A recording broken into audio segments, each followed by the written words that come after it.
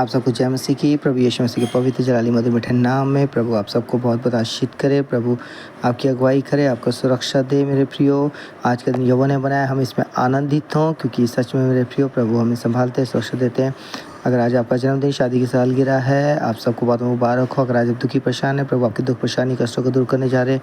अगर आज अपनी निराश है, प्रभु निराशा को दूर करने जा रहे हैं। अगर बीमार है तो प्रभु पूरी तौर से स्वस्थ तंदुरुस्त करने जा रहे हैं, क्योंकि यीशु मसीह के कोड़े खाने से हम चंगे हो चुके हैं। वचन कहता है मेरे प्रियो, आज रोमियो उसका एक अध्याय है मेरे प्रियो। कल फिर तो काम 28 अध्याय हो चुका है। आज रोमियो के पहला अध्याय है मेरे प्रियो। यहाँ पे इस प्रकार से लिखा है, रोमियो एक अध्याय में अभिवादन पौलुस की ओर से, जो मसीह यीशु का दास है और प्रेरित होने के लिए बुलाया गया और परमेश्वर के उस सुसमाचार के लिए अलग किया गया है, जिसकी उसने पहले से अपने भविष्यवक्ताओं के द्वारा पवित्र शास्त्र में अपने पुत्र हमारे प्रभु यीशु मसीह के विषय में प्रतिज्ञा की थी कि वो शरीर के भाव से तो दाऊद के वंश से उत्पन्न हुआ और पवित्र आत्मा की आत्मा के भाव से मरे हुए में से जी उठने के कारण सामर्थ के साथ परमेश्वर का पुत्र ठहरा। उसके द्वारा हमें अनुग्रह और प्रेरिताई मिली कि उसके नाम के कारण सब जातियों के लोग विश्वास करके उसकी माने, जिनमें से तुम भी यीशु मसीह के होने के लिए बुलाए गए हो। उन सब के नाम जो रोम में परमेश्वर के प्यारे हैं और पवित्र होने के लिए बुलाए गए हैं। हमारे पिता परमेश्वर प्रभु यीशु मसीह की ओर से तुम्हें अनुग्रह शांति मिलती रहे। धन्यवाद की प्रार्थना। पहले मैं तुम सब के लिए यीशु मसीह के द्वारा अपने परमेश्वर का धन्यवाद करता हूँ, क्योंकि तुम्हारे विश्वास की चर्चा सारी जगत में हो रही है। परमेश्वर जिसकी सेवा मैं अपनी आत्मा से उसके पुत्र के सुसमाचार के विषय में करता हूँ, वही मेरा गवाह है कि मैं तुम्हें किस प्रकार लगातार स्मरण करता रहता हूँ और नित्य अपनी प्रार्थनाओं में विनती करता हूँ कि किसी रीति में अब तुम्हारे पास आने की मेरी यात्रा परमेश्वर की इच्छा से सफल हो, क्योंकि मैं तुमसे मिलने की लालसा करता हूँ कि मैं तुम्हें कोई आत्मिक वरदान दूँ जिससे तुम स्थिर हो जाओ, अर्थात यह कि जब मैं तुम्हारे बीच में हूँ तो हम उस विश्वास के द्वारा जो मुझ में और तुम में है एक दूसरे से प्रोत्साहन पाए। हे भाइयों, मैं नहीं चाहता कि तुम इससे अनजान रहो कि मैंने बार बार तुम्हारे पास आना चाहा कि जैसा मुझे दूसरी अन्य जातियों में फल मिला वैसे ही तुम में भी मिले, परंतु अब तक रोका गया।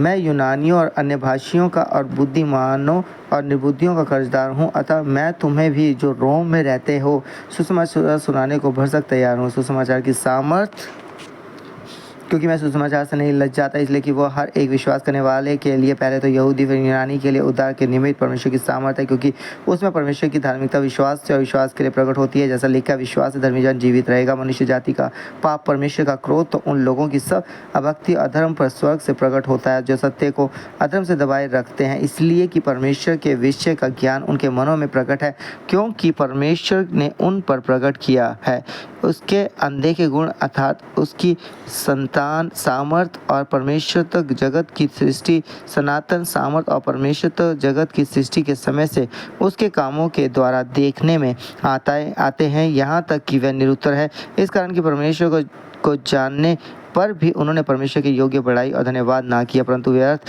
विचार करने लगे, यहाँ तक कि उनका निर्बुद्धि मन अंधेर हो गया। वे अपने आप को बुद्धिमान जताकर मूर्ख बन गए और अविनाशी परमेश्वर की महिमा को नाशवान मनुष्य, पक्षियों, चौपायों और रेंगने वालों जंतुओं की मूरत की समानता में बदल डाला। इस कारण परमेश्वर ने उन्हें उनके मन की अभिलाषाओं के अनुसार अशुद्धता के लिए छोड़ दिया कि वे आपस में अपने शरीरों का अनादर करें, क्योंकि उन्होंने परमेश्वर की सच्चाई को बदलकर झूठ बना डाला और सृष्टि की उपासना और सेवा की ना कि उस सृजनहार की जो सदा धन्य है। आमीन। इसलिए परमेश्वर ने उन्हें नीच कामनाओं के वश में छोड़ दिया, यहाँ तक कि उनकी स्त्रियों ने भी स्वाभाविक व्यवहार को उससे जो स्वभाव के विरुद्ध है बदल डाला।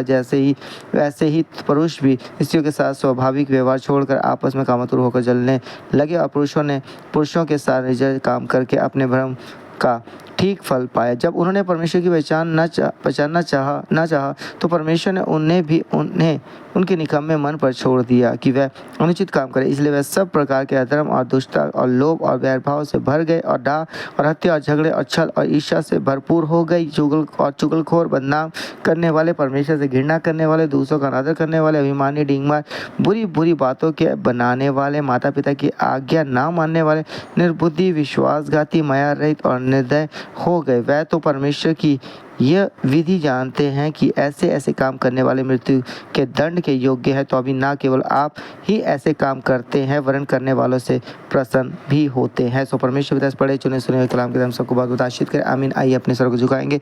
पवित्र पवित्र पवित्र पवित्र इब्राहिम इसहाक और याकूब के पिता परमेश्वर मसीह यीशु नासरी में स्वर्गीय पिता, हम आपके लाली चढ़ने के सम्मुख आते खुदा विशेष कर शुक्रिया करते कि आपने हम सबको रात भर मीठी सलाह प्रातः काल की रोशनी दिखाई। प्रभु हम मिलकर आपका शुक्रिया करते हैं अब्बा पिता कि आप हमें संभालते हैं, आप हमें सुरक्षा देते हैं प्रभु। हाँ परमेश्वर पिता, पति पत्नी परिवार के बीच और उनके रिश्तेदारों के बीच आपका प्रेम अनुग्रह दया शांति बनी रहे प्रभु। रात भर की सुरक्षा के बारे के लिए धन्यवाद। आज दिन भर भी संभाले अपने बेटी बेटियों को सुरक्षा दे, जहाँ कहीं आ जाते सुरक्षा दो, उनके काम बिजनेस को आश्रित करे, उनके बच्चों को और जवानों को संभाले सुरक्षा दो प्रभु, ताकि बच्चे अच्छे से पढ़ाई करें और जिनके एग्जाम हो रहे हैं उनके एग्जाम में मदद करें, उनके हाथ पेन पेंसिल को छू लें, उनकी स्मरण शक्ति को बढ़ाएं प्रभु, और प्रभु फोन के बंधनों को विफल करे प्रभु जी। और जो क्वेश्चन पर सामने क्वेश्चन के आंसर लिखने में मदद करे प्रभु, जवानों की सहायता के जवानी की तरफ अपने सिद्धांत को स्मरण रखे प्रभु। हाँ परमेश्वर पिता, जो बीमार है प्रभु, जिनको ऑपरेशन होने वाला है, जिनकी दवाइयाँ चल रही है प्रभु, सारी जरूरतों को पूरा करा। जो दवाई चल रही है, दवाई से दवाई का गुण समाप्त हो, लेकिन पिता पुत्र पिता की जरूरी ईश्वर नासिक के गुण सामर्थ्य से दवाई के थ्रू कार्य करे प्रभु जी, ताकि सच में पूरी शिफा होने मिले और कोई ऑपरेशन की जरूरत ना पड़े और पूरी चंगाई पाएं। और आपको धन्यवाद दे क्योंकि यीशु आपके कोड़े खाने से हम चंगे हो चुके, आपका वचन कहते हैं, और वो घोषणा करे, डिक्लेयर करे प्रभु। हाँ प्रभु, जो निराशा को दूर करे, परेशानी को दूर करे, जिनका जॉब नहीं, जो अच्छी जॉब मिले प्रभु, और जो जॉब कर रहे हैं उनके मालिक अधिकारी कहते नम्र दिन को उनके प्रमोशन सैलरी बढ़े, और जो बिजनेस करना चाहते हैं, जो बिजनेस के द्वार खोले, जो बिजनेस करें उनके बिजनेस को बढ़ाए, उन्नति तरक्की दे, सफलता दे प्रभु जी, और लोभ लालच को दूर करे। और जो गवर्नमेंट जॉब चाहते हैं गवर्नमेंट जॉब के द्वार खोले, जो बाहर जाना चाहते हैं बाहर जाने के द्वार खोले, पीआर के लिए माध्यम बनाए प्रभु यीशु नाम में पिता। जिनको कर्जा कर्जमुक्त जीवन दे, जो अपना घर बनाना चाहते हैं, जमीन लेना चाहते हैं, रेनोवेशन करना चाहते हैं, उनके लिए माध्यम बनाए द्वार खोले प्रभु। जिनके कई डॉक्यूमेंट्स नहीं बने, डॉक्यूमेंट्स बनने के लिए द्वार खोले, कईयों के लोन पास उनके द्वार खोले, कई माता पिता ने विनती की उनके बेटे बेटी की शादी के लिए प्रभु जोड़े बना ले आप है, आप माध्यम बनाए, और जिनकी शादी होने वाली उनकी शादी की सारी जरूरतों को पूरा करे यीशु नाम में पिता। कोई कमी घटी ना हो प्रभु जी। जिनके कर्जा कर्जमुक्त जीवन दे, आपका अनुग्रह दे, उनके परिवार पर बना रहे, हर एक पति पत्नी परिवार के बीच आपका प्रेम बना रहे, कलेश लड़ाई झगड़े को दूर करें, नशे से मुक्त करें प्रभु यीशु नाम में पिता। जैसे वो मांग रहे पति पत्नी मिलकर, वैसे होने के लिए सहायता करें उनके बेटे बेटियों के जीवन में प्रभु। बंधन होल्स पे गोस्पाय के तो टूटे, आज दिन भर संभाले, सुरक्षा दे। आपका धन्यवाद प्रार्थना सुनने के लिए, आशीष करने के लिए। ये प्रार्थना यीशु मसीह के नाम से मांगते हैं, आमीन। सबको जय मसीह की। प्रभु आपको आशीष दे। बंधन खुलने जा रहे हैं, बंधन टूटने जा रहे हैं, बस भरोसा रखें और यीशु मसीह के नाम से उन बंधनों को तोड़े, उन विचारों को विफल करें जो दुष्टता के विचार है प्रभु। आपको जयवंत करे, बंधन खुलने जा रहे हैं।